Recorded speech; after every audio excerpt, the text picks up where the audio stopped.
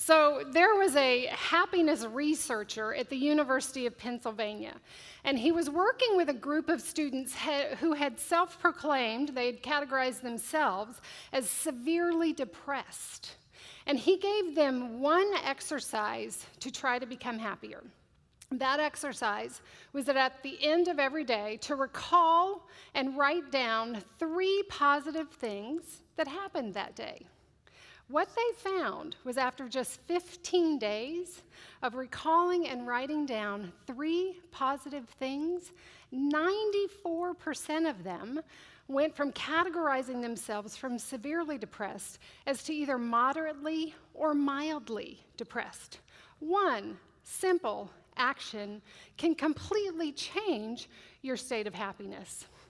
So last month at the beginning of September, I was doing a school kickoff for a large school district, and I knew I was going to be sharing this research with the teachers. So I was out front talking to some of them before I went on, and I said, so tell me 3 great things about being a teacher.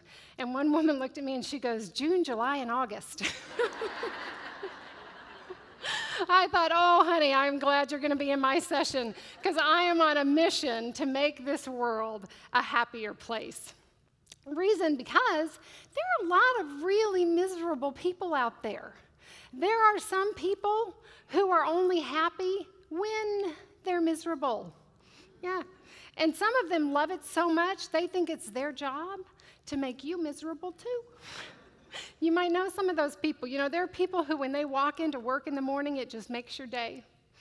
And there are people who, when they don't show up for work in the morning, it just makes your day. Yeah. If you didn't laugh at that, you might be one of them. But the truth is, most of us crave more fun, more happiness in our lives. How many of you would love to have more fun, more happiness in your life?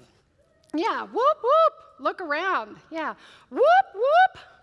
That is the universal, whoop, is the universal cry for joy, excitement, fun. I want us to whoop it up in the time that we have together. And I saw y'all on the cruise last night. I know some of you can whoop it up. So let's practice. I'm going to go whoop, whoop, and then you're going to do it right after. And feel free to just throw those arm motions in there, all right? Whoop, whoop. Whoop, whoop. Whoop. All right. Today, anytime you hear something you really like, something you agree with, something you think is awesome, you just feel free to go whoop, whoop. Okay? All right. So there actually is a reason that most of us crave happiness, and it is because it is actually good for us. It makes us healthier. Science can now validate that being happy and laughing and having fun can lower our blood pressure, it improves our heart function, our body makes more endorphins, and it actually helps our body create cancer-fighting T cells just to be happy and to laugh.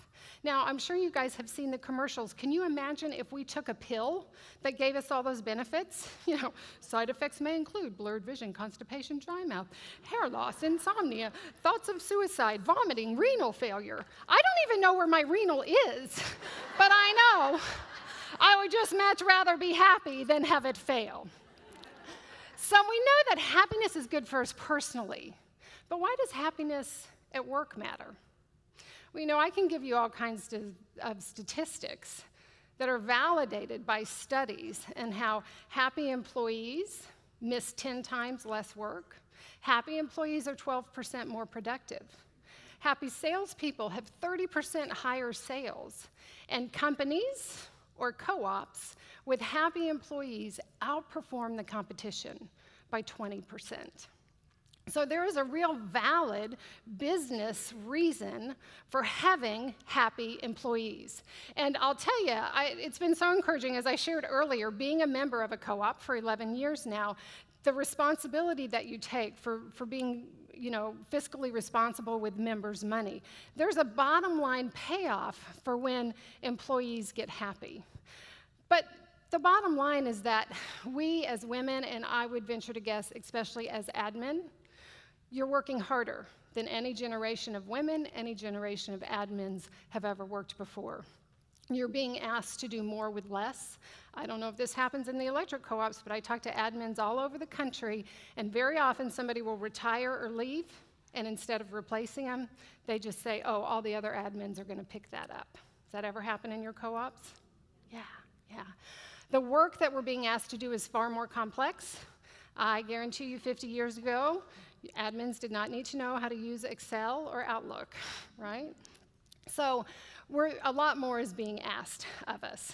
And yet, at the same time, we're not becoming happier. We've advanced and we've grown and we've been given more responsibility, but it's not making us happier. So what we're going to look at today is how we get happier. I'm going to share with you what makes up our happiness, what part of that we can control, and then I'm going to give you 5 strategies for how to become happier. You ready to learn how? Okay, whoop, whoop. Good. So 20 years ago, when they started to study positive psychology, they started with the assumption that 90% of a person's happiness was going to be based on their circumstances. What they found, surprisingly enough, is that only 10% of your happiness is based on your circumstances. 90% is based on how you process those circumstances. Of the 90%, 50% is what they call your happiness set point. It's kind of something you inherited from your parents, from your early childhood. They used to think that you couldn't really change that happiness set point. They're now kind of finding that you can. And our happiness set point is kind of like how we all have a body weight set point. You know, I kind of came out of the womb at a man's size 14, been trying to work my way down. We know those women who can eat anything they want, never exercise, and they stay this big. True story. I went to a 10-day fasting retreat. No food for 10 days. I know. Why? Yeah. Nobody whooped on that one. They weighed us all at the beginning of the retreat, and then they weighed us the last day of the retreat. There was one man I remember that lost 37 pounds. There was a woman that lost 28 pounds. I am so excited. I get up on the scale, 10 days, no food, lost 2 pounds. I was like, what? That's like when I had my 5th child. I had all C-sections. I met my little OBGYN who looks like he's 12. I mean, I think had to be one of his first. And he looks at me and says, now, Mrs. Hodous, we want you to gain 30 pounds. I said, per trimester? I mean, like, I gained 20 pounds on family vacation, you know. So we can't always do a whole lot about our body weight set point, but there is something we can do about our happiness set point. And then 40% of our happiness is made up of intentional activities, specific actions that each of us can take on a daily basis to make ourselves happier. And that's what we're going to focus on today, is those intentional actions that we can take so that we can become happier. And we're going to talk about happiness at work and at home. And happiness at work doesn't have anything to do with what you do. I know you're all admins in here, but I've talked to a lot of you. Some of you come from co-ops with 3,500 meters and 13 employees. Some of you come from the G&Ts that supply 27 cooperatives. It doesn't matter what you do. Some of you work for just the CEO. Some of you also do like HR and building the facilities maintenance. I'm like, that sounds more like a director or VP than an admin. So I know that your duties vary widely. Happiness is not about what we do, it's about how we do it. So let's get to those 5 strategies that will help you become happier. The first one is being present. Being present, showing up in our own lives instead of just kind of standing on the sidelines and watching an experience through the filter of, how can I post this on Facebook so it makes me look cool, right? To really engage and be present. And there are millions and millions and millions of people who show up every day, are totally present, completely engaged with whoever they are interacting with. From the minute their feet hit the floor till their head hits the pillow, they are full on present and engaged. Do you know what these millions of people have in common? they're under the age of 3. I have always said children are our teachers. That's why I had to have 5. I have had a lot to learn. Yeah. So there are a lot of people who can give us the example of showing up. Now, there is one deterrent, and one of the reasons that I think we are not as happy as women in 1974 has to do with this. Is there anybody in this room who does not have a phone? One person? Woohoo! I have never gotten one. Yay! Let's give her whoop whoop. Most of us, 99.9% of us, have this. And you know what? This whole theory of you can't be in 2 places at once. I mean, our foremothers, if they were going to be present with somebody, they had to physically be in the same room with them. Today, you can be in this room with me, but if you decide you're going to text and have a conversation, you're not in this room with me. You're out there having a conversation with them. If you decide to troll Facebook and look at the vacation pictures from the really hunky guy that sat next to you in 10th grade Spanish, guess what?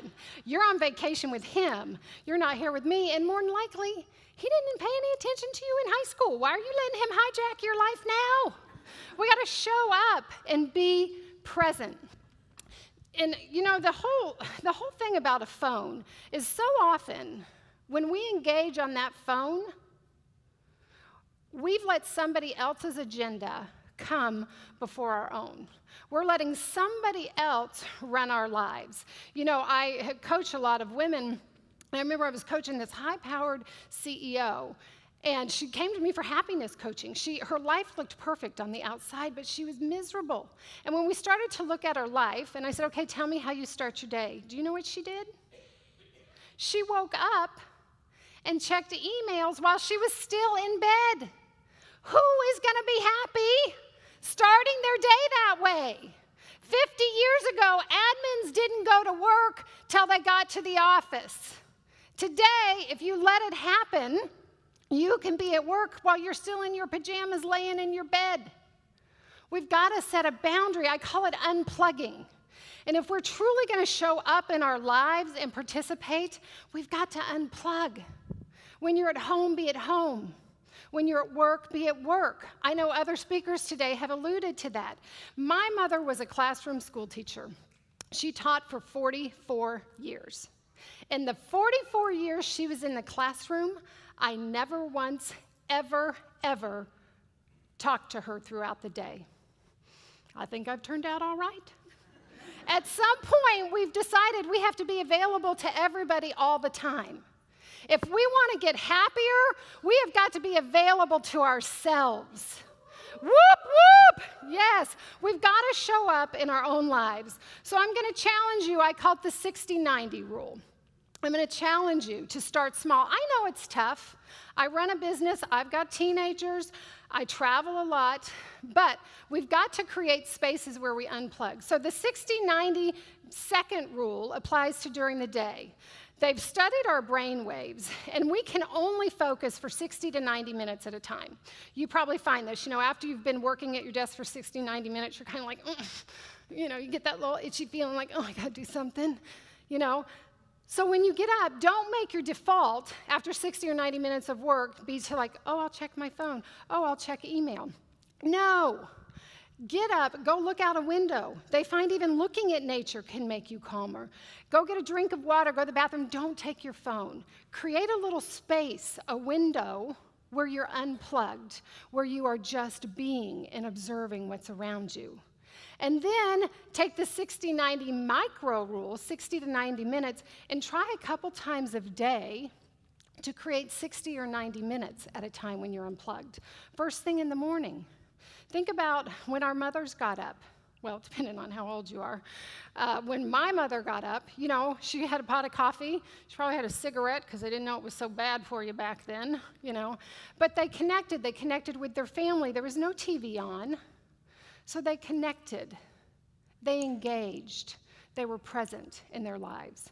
And, you know, screens will keep us up at night. If you have trouble sleeping, 90 minutes before bed, don't get on any screen, and I'll tell you, it'll make a huge difference.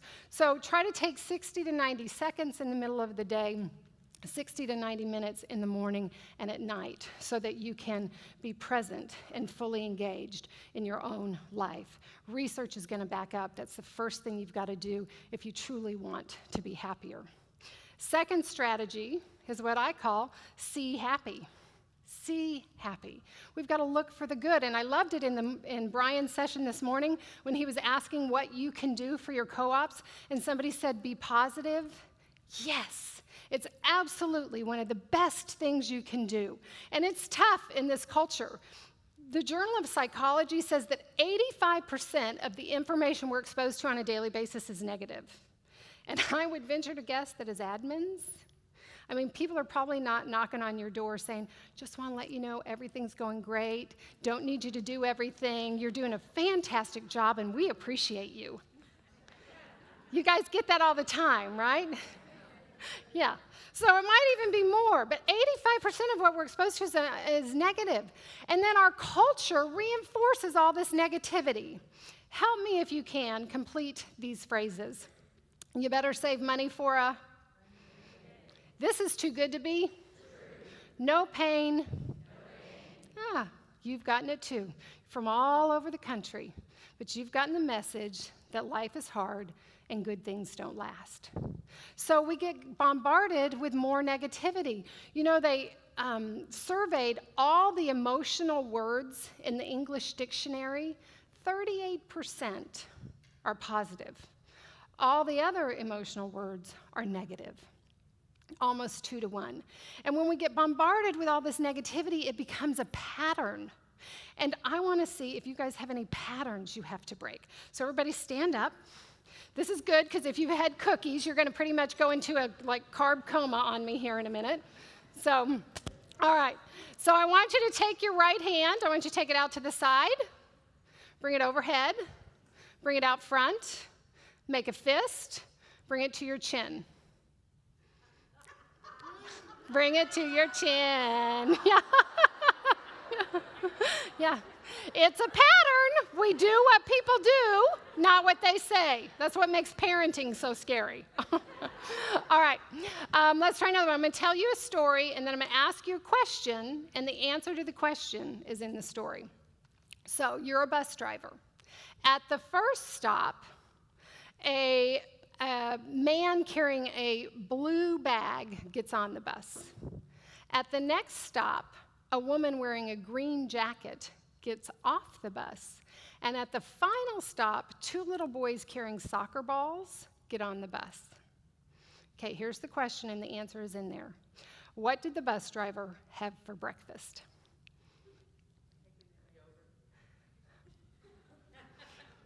All right, let me tell you the story one more time. I'm just going to emphasize one word. You are a bus driver.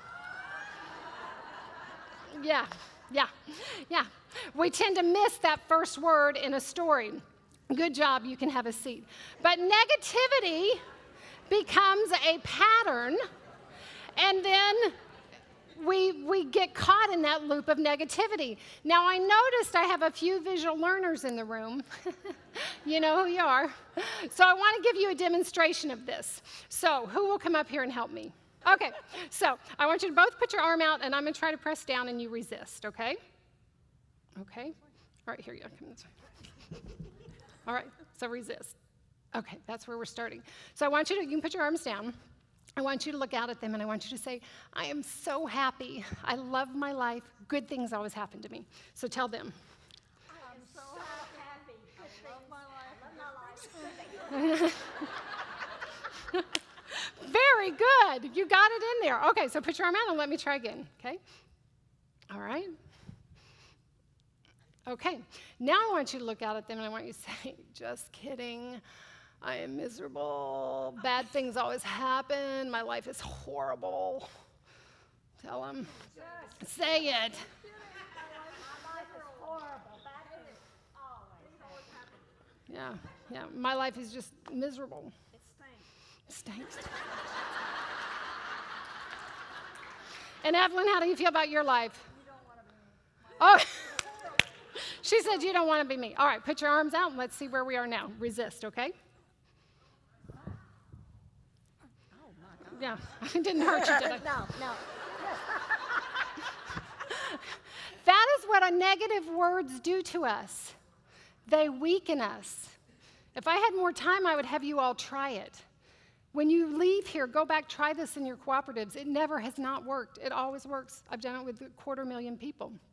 So you saw how the words they said about their own lives and about themselves and about their own happiness affected them. Let's see what my words do to them. I think it is so brave of both of you to volunteer to come up here, having no idea what's going to be asked of you, having no idea what could happen. You just raised your hand and said yes. Your co-ops are very lucky to have you. Yes. All right. Let's see where you are now. Let's put your arm out, and you're going to resist. Okay? And let's see you. Okay. So you saw what my words did. Now, let's take it a step further. Remember, I have a present for them. They're going to have to split it because there's 2 of them, but there's plenty. They're sitting next to each other, so that's good. Oh, good, good. They work at the same place. We're all set. All right. So I want you to send them negative energy. Don't use any words. Just send them negative energy, kind of like. Okay. I'm going to stand over here so I don't get any of it. So just send them, no words, just send them negative energy.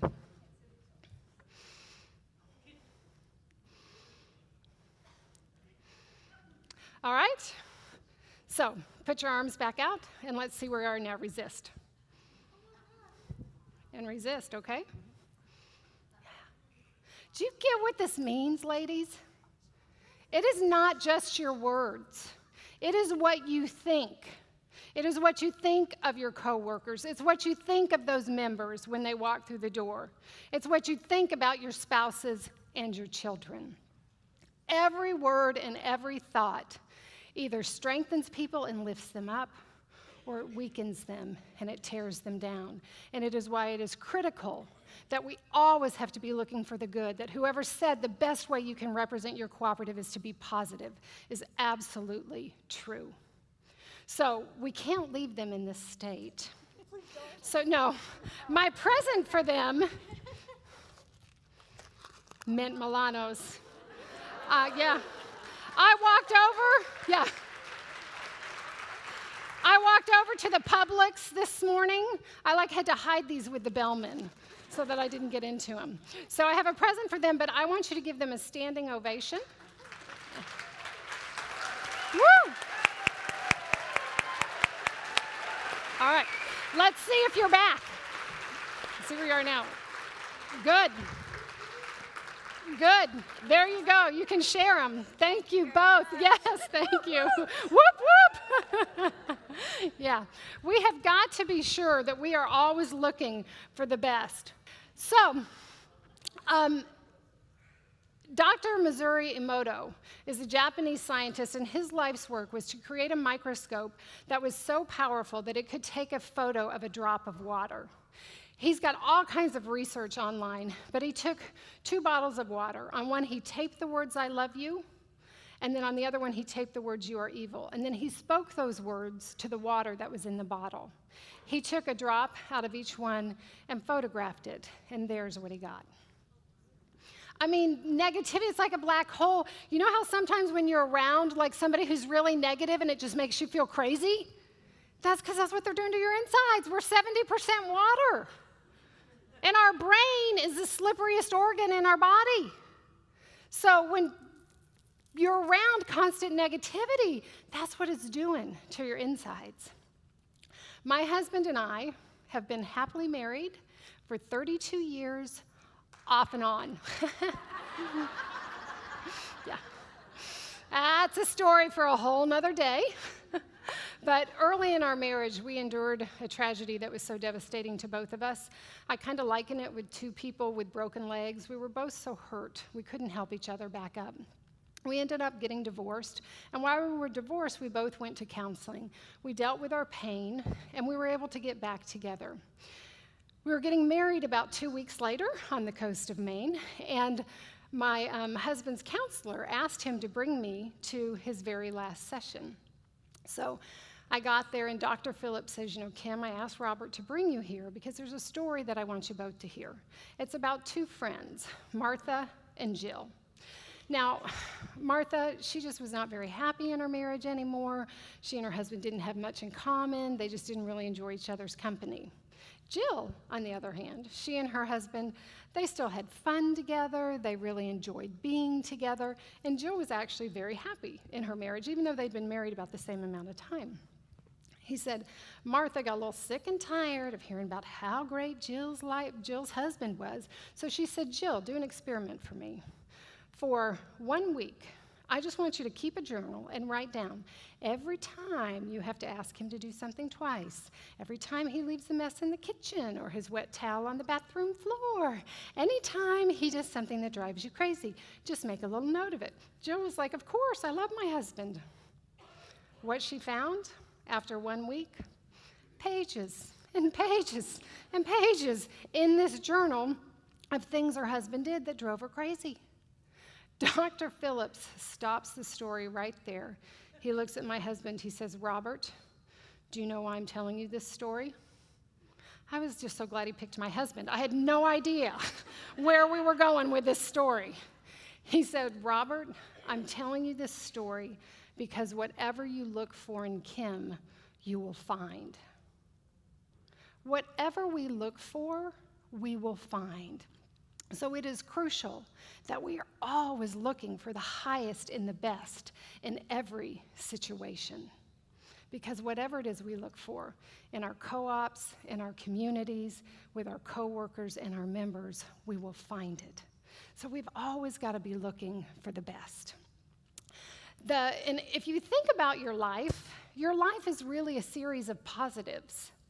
Think about how many delicious, nutritious, wonderful meals you've eaten in your lifetime. Yeah. Okay, that's a girl after my own heart right there.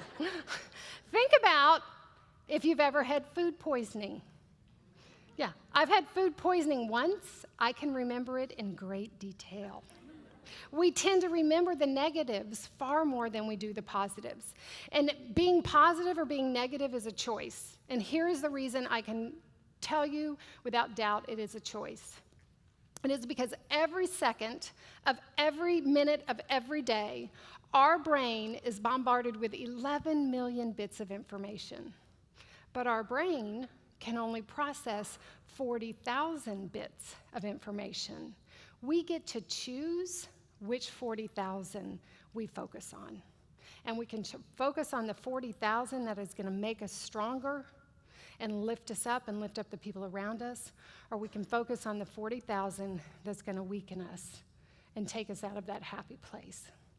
So we get to see happy if we want to be happy. Now, the third strategy, I think, is the most crucial for women.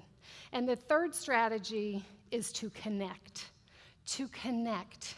They did a survey of the 10% of the happiest people across the planet. They went in organizations, countries, all kinds of different institutions, and they said, tell us who you perceive as the 10% of the most happiest people here. And then they did exhaustive research, everything from age, race, gender, income, health. And they only found one constant, and that one constant was close, connected relationships. It was the only thing they all had in common. Robert Josephs out of the University of Texas did a really interesting study. And what he found was that men's self-esteem is enhanced when they feel they can maintain independence from others. Women's self-esteem is enhanced when they feel that they can create intimate, close relationships with others. It is that whole Mars-Venus. Now, relationships and connections are still important to men, but they're even more crucial to women. And we see this from the time we're little girls. You watch girls play. What do they play? They play hopscotch, dolls, house, school, right? Cooperative, collective games. What do little boys play? I mean, cowboys and Indians, Red Rover, they stink, they wrestle, they fight, right? I had 3 girls and then a boy in 5 years. I had 4 kids in 5 years. And everything in our house was pink. It was my son, who's now 26. He's a wonderful young man, but I mean, he grew up in pink onesies and playing with Barbies. And when he was about 18 months old, we are sitting at the breakfast table. He picks up a Barbie, he bends her in half, and he goes, Now, my daddy was a Quaker minister. I was brought up in complete nonviolence. They did not spank us. My dad felt any hitting was violence. We had no guns in the house. The diciest thing they watched was Sesame Street, which is not really known for its violence. Like, where did he learn this? And as a matter of fact, men have 2.5 times the brain space dedicated to sex and aggression than women. Women have 11% more neurons for language and listening. And this goes to our very physiology. Now with MRIs, they can watch a woman's brain during various activities. And when a woman connects with another woman through talking, okay, so you're talking to a girlfriend, the pleasure centers of her brain light up. And not a little bit, a lot, a whole lot, huge. It is second only to orgasm. Next time you call your girlfriend, it is the second best thing to an orgasm. Yeah. Whoop, whoop. And men wonder why we talk so much.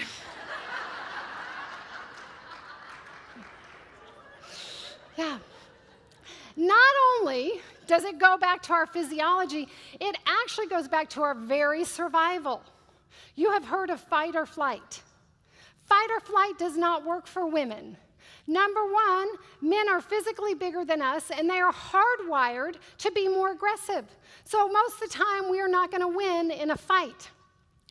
And when it comes to flight, how far are you going to run if you're 8 months pregnant? I mean, you can't waddle across the room without wetting yourself, you know?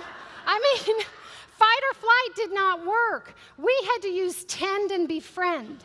There was safety in numbers. So our very survival could depend on making those connections with other women. So it goes way deeper for us as women even than as men. And if we want to be happy, we have got to create the time and the space to make those relationships. I was coaching a woman, and she loved to play the piano. And when we would look at when her days got stressed, what do you think the first thing was that she cut out? Playing the piano. I said, no. Those are the days you need the piano the most. In fact, don't play for just 10 minutes on those days. Play for 30 minutes. We tend to let go of the things that we need the most in our lives. And one of the things we need the most, even in this busy world we're all living in, are those connections with other women.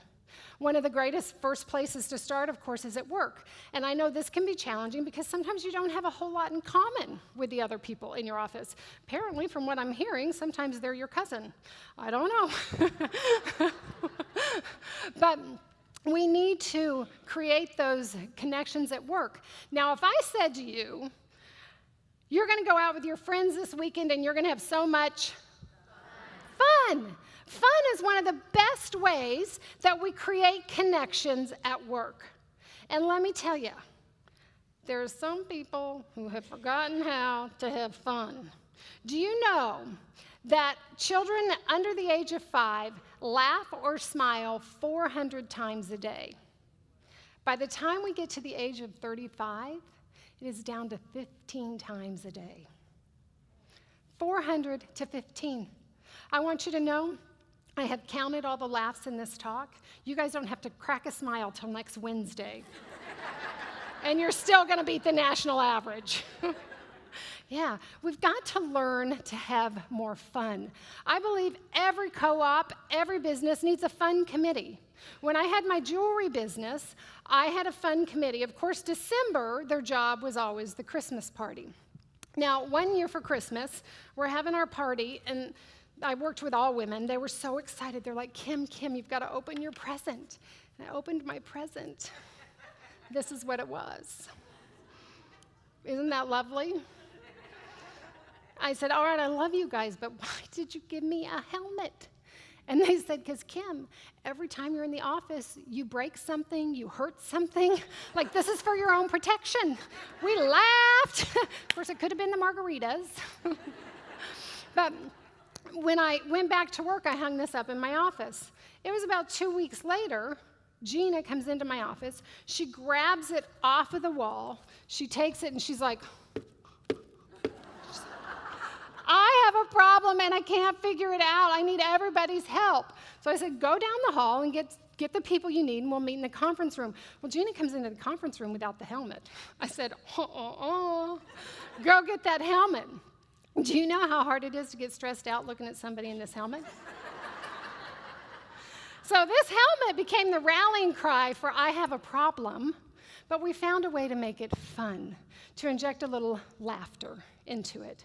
And I want to encourage you to find ways that you can create fun in the workday. And I also want to encourage you, have fun with your kids. Have fun with your families. I have a boat on Lake Washita in Hot Springs, Arkansas. It is my boat. My husband does not have a key. He doesn't know how to drive it. He doesn't know how to put gas in it. Whoop, whoop. Yeah, he is. I call him my Sherpa. Actually, I call him my first and second mate. Get that? You are sharp. Some people are like, huh? Yeah. But it's totally my boat. I get the maintenance done. Every summer, I have girls' weekend. All my girlfriends come, and we know how to whoop it up. I mean, we're jumping off the top. We're dancing on the back. We hang on those noodles and eat our lunch in the lake, swim naked in the moonlight. I mean, we are just whooping it up. The first year this happened, so then the next weekend is family weekend, and they bring their kids. And the first time we did this, I was like, where did my fun friends go? They're like, put on extra sunscreen, no running. You need to get out of the water for 30 minutes after you eat. I'm like, I saw you eating your lunch in the water last weekend. Like, lighten up. Have some fun. There is no basis for getting out of the water for 30 minutes. Our mothers made that up. Google it. Google it. It's not true. So have some fun with your family and with your kids. And I know outside of work, we're trying to build those connections. Anybody here play bunco? Yeah, yeah, okay, bunco. Let's just be real. It is the stupidest game in the history of the world. Nobody goes to bunco to roll dice. We go to bunco so we can drink wine with our girlfriends. Yeah, whoop, whoop.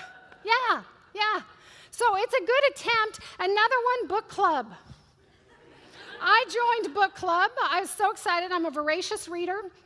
I get to my first book club. Half the women hadn't even read the book. My first book club, they never talked about the book. All they did at the end was go, what are we reading next month? Why don't we reread this one since nobody read it but me? So I joined a second book club. This is a serious book club with the high society women of Fayetteville, Arkansas. Guess what? We talked about the book for 5 minutes. Then it was just girl time. So we're trying to find those excuses for connecting, but we've got to go deeper. So some of you did the survey. I think about 70 of you did that survey that was sent out. One of the questions I asked was, how often do you compare yourselves to other women? 83% of you basically said comparison is an issue. That's you in this room. That's not just a statistic from women in general. That's this room. But let me tell you, it's very common. We're always comparing ourselves. There is no, in our society, there is no equivalent to the great Miss America pageant, right? As little girls, we get the message that we're competing with each other. And if we want to be happier, and if we want to create those deep connections with other women, we have to quit comparing ourselves. We have to own who we are. We have to own who that woman is and her strengths, and we need to celebrate those. And this is the reason it is so important. There was a wise Indian shaman who said the subconscious mind cannot tell the difference between criticism of another and criticism of oneself. Anything we block for someone else, we block for ourselves. And if we want to get happier, we need to lift people up, because conversely, when we lift up and celebrate other women's successes, we also get lifted up.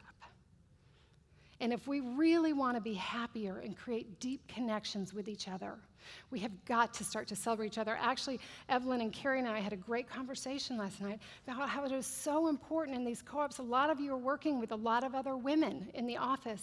You can't compete with each other. You've got to lift each other up, champion each other, and you will see your connections deepen. So we have talked about you've got to be present.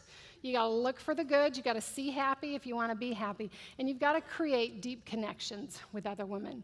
The fourth strategy, I know you've already spent a whole hour on this conference, which is tribute to Jean and what an amazing conference she puts together, but it is to set meaningful goals. Set meaningful goals. If you set goals for 2018, I want you to stand up. Stand up if you set goals this year. Great. If you wrote those goals down, if you physically wrote them down, stay standing. If you didn't, go ahead and have a seat.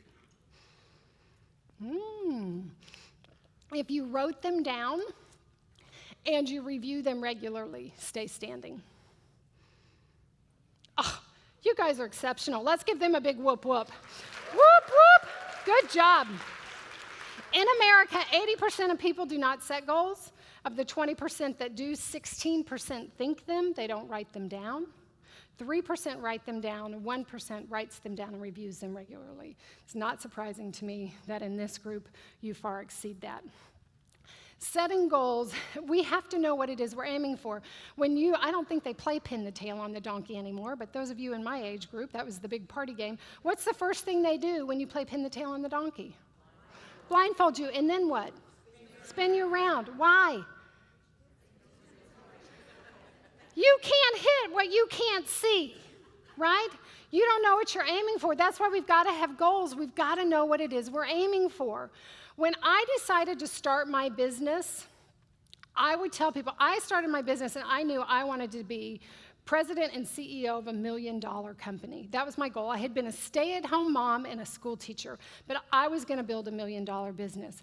And so when I would meet people and they would say, what do you do? I'd say, I'm president and CEO of $1 million jewelry business I built from my kitchen table. They'd be like, wow. That was my answer when my sales were $4,000.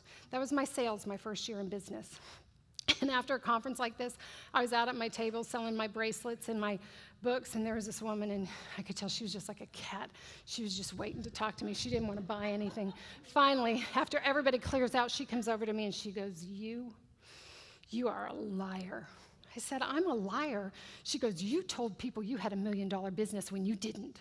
I said, oh, sweetie, I had $1 million business. All the money had just not arrived yet. Finally caught up to me. Yeah, whoop, whoop. Yeah. So we've got to set those goals. And in truth, I didn't want $1 million for the $1 million. When I was 23 years old, I was in an audience like this, and I heard a motivational speaker. And something inside of me clicked, and I thought, that's what I'm going to do someday.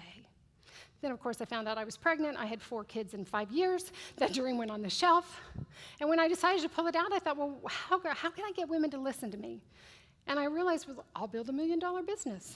And I was so passionate about that. I so wanted to do something big so that I'd have a reason to stand in front of women and talk and tell them, you can do anything. Look, I did it, and I had no training. When we as women are passionate about a goal, when we set our mind to something, there is nothing that can stop us. Somebody told me, is it Kenyon, that his message was make a goal, get a plan, and take action. Doesn't matter how you do it. You've got, almost 3 months left this year. Set some goals. What do you want to accomplish? And then go after them and make them happen. Now, the fifth strategy the fifth strategy after set meaningful goals is what I call get a grip, which is basically some coping skills. Because the bottom line is that nobody gets off free. Nobody gets a free pass. Doesn't matter how perfect somebody's life looks on the outside, what I have found is that we're all dealing with our stuff. We've all got issues. If we had time to go around this room, there isn't a woman in this room that hasn't felt heartache, betrayal, disappointment, loss. So whenever it is that we get kicked down and happiness seems the hardest, that's when we've got to have those things in our back pocket that we can pull out to really help make us happy. And I have a lot of these in my book, but I'm writing my 5th book. It's not out yet, but it's on women's happiness. But I'm going to share 2 with you that I think are most crucial for women, and they are forgiveness and gratitude. Now, my forgiveness story starts over 20 years ago. It was the Wednesday before Thanksgiving. My 3rd daughter, Chelsea, at that point I had 4 kids. Chelsea was about 18 months old. She was on her 3rd round of antibiotics. The next day was Thanksgiving, so I thought I better take her back to the doctor, I guess get a 4th round of antibiotics and make sure we can get through the holiday. And what I found out on that Wednesday was that Chelsea didn't have strep throat. Chelsea had leukemia. Now, we were very encouraged because even back then, childhood leukemia had a 70% cure rate. So we thought our odds are in our favor. But what we found out 4 days later after more testing was that Chelsea had monosomy 7, which was the worst kind of adult leukemia in an 18-month-old. The next month took us on a roller coaster ride. We had joys and we had disappointments. We had a miracle. Of our 4 children, 3 of them had the exact same bone marrow. And my daughter, Lindsay, who's here, who I only get to see a couple times a year in the back, wave, Lindsay. She was a perfect match bone marrow donor. And my son, Rob, the one who probably was in a pink onesie at this point, was also. And so Rob donated bone marrow on his 1st birthday. But 2 weeks later, we got the news that the bone marrow didn't take. And on the night of May 21st, 6 months to the day from the day Chelsea had been diagnosed, my husband and I sat on the 10th floor of the Minneapolis Pediatric Bone Marrow Transplant Unit. We sat knee to knee with Chelsea cradled between us. And we held her as she took her last breath. So breathe with me.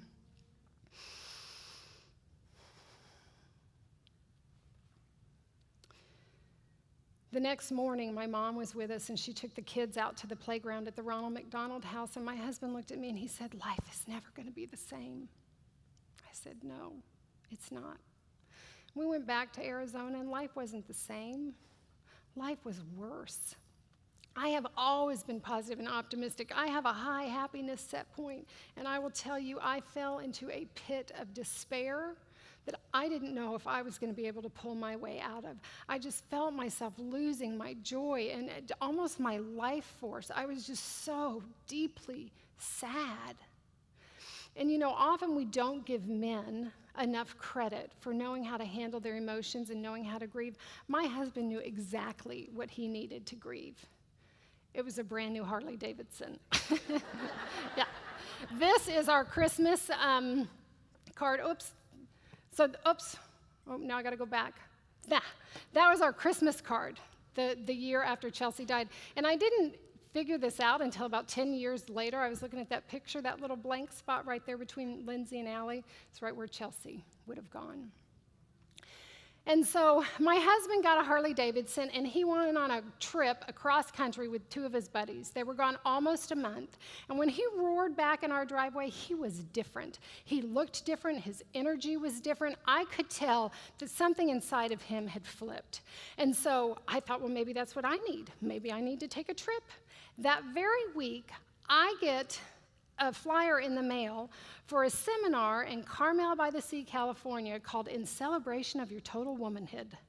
Well, I was not celebrating anything about being a woman, but I looked at that and I thought, I'm supposed to be there. I went to this seminar. I can't tell you anything about the seminar except the very last night. And the very last night, they bring in this man named Rob. Now, Rob was the therapist to the stars. He lived in Hollywood. He happened to be personal friends with the woman running this seminar. And so after dinner, about 8 o'clock, I'm sitting on his right-hand side, and he starts around the room, and he's giving each woman a little, 20-minute therapy session. Women are crying. They're getting all these ahas. That's just what I needed to hear. And, I'm over there just drumming my fingers like, okay. What's he going to say when he gets to me? So by the time he makes his way around the room, it's about midnight.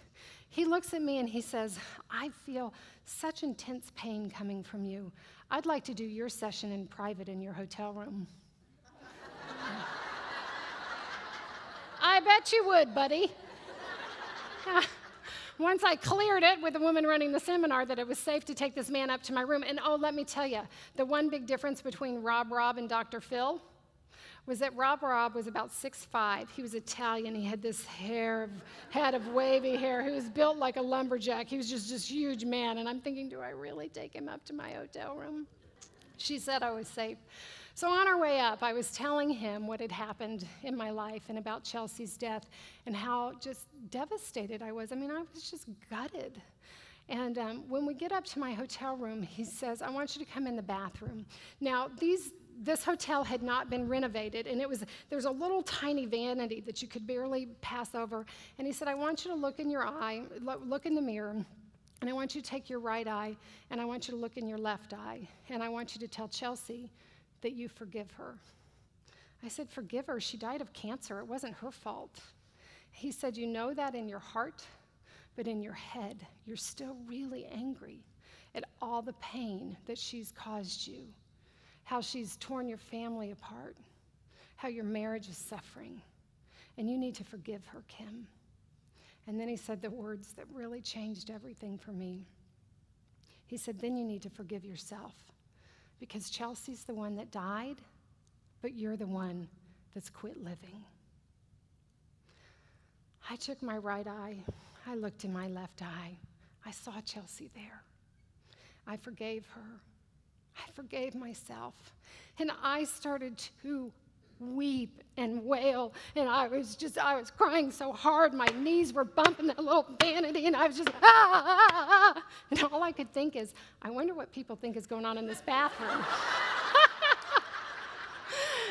at 1 o'clock in the morning. But in that moment, I got my life back. We forgive. Forgiving has nothing to do with the other person. We forgive because as women, if we hold on to that, it allows us to not be happy. It steals from our happiness. If somebody has hurt you through malicious intent, by doing something mean or destructive, it doesn't make what they did okay. We forgive for ourselves. The Buddha said, refusing to forgive someone is like drinking poison and thinking it will kill the other person.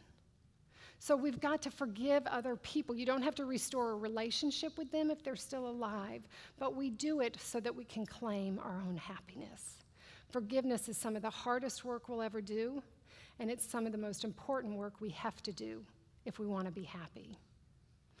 Now, the second strategy is gratitude.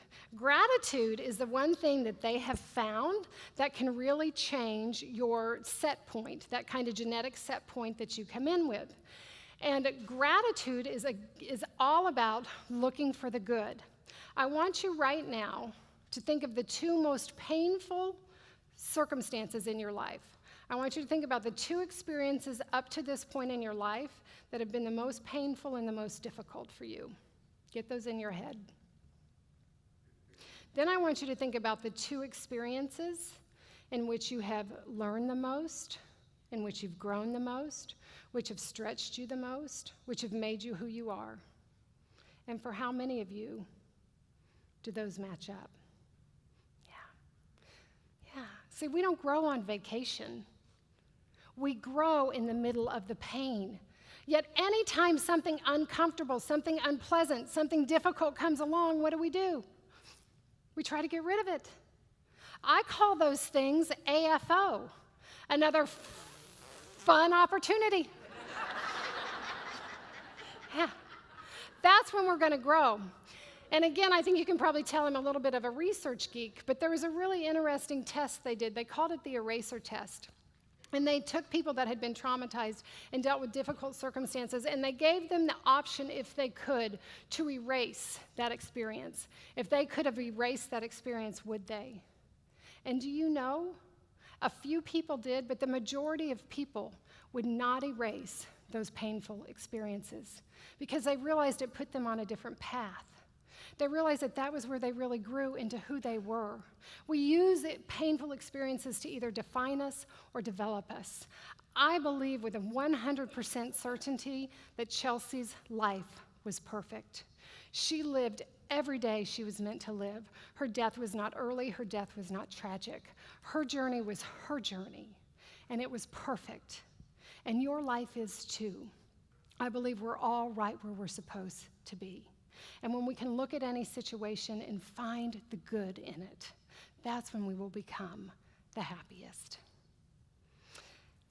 Now, whoop, whoop. Before I share my final story, I want to let you know, a lot of you have already been back to my table, but I have books out there. Let me tell you about them. I have an award-winning book, and it's on how to be happy and successful at the same time. And then I have a quote book that goes with it. How many of you love quotes?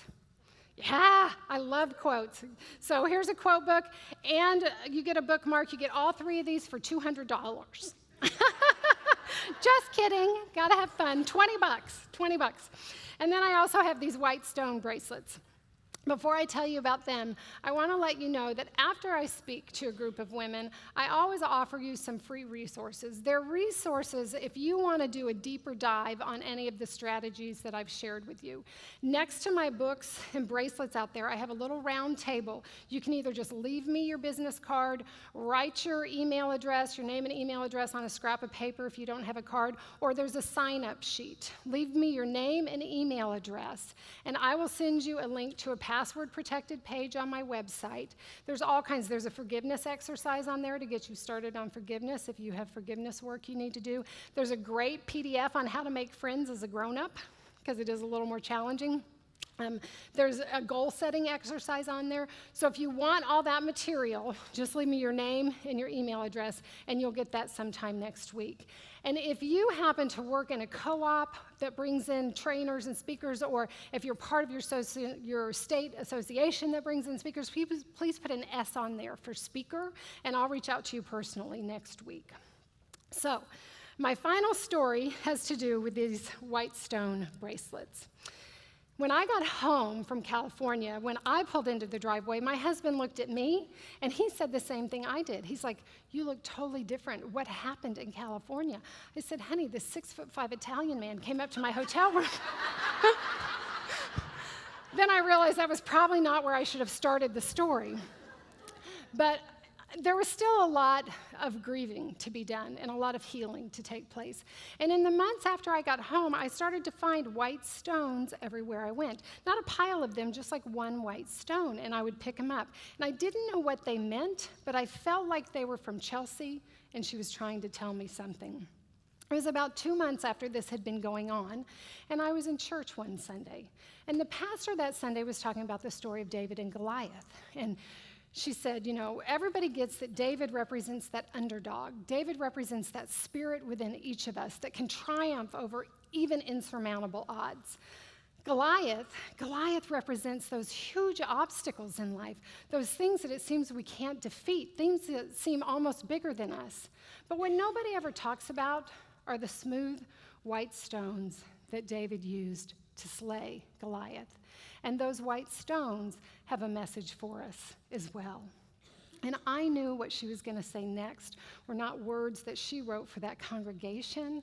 I knew it was Chelsea giving me my message. And she said, those smooth white stones represent our ability to slay any giant, to overcome any obstacle, and create a life that we love living, create a life where we are happy and joyful. And I knew that's what Chelsea was saying to me. Mom, it's time to move on. Find your happiness.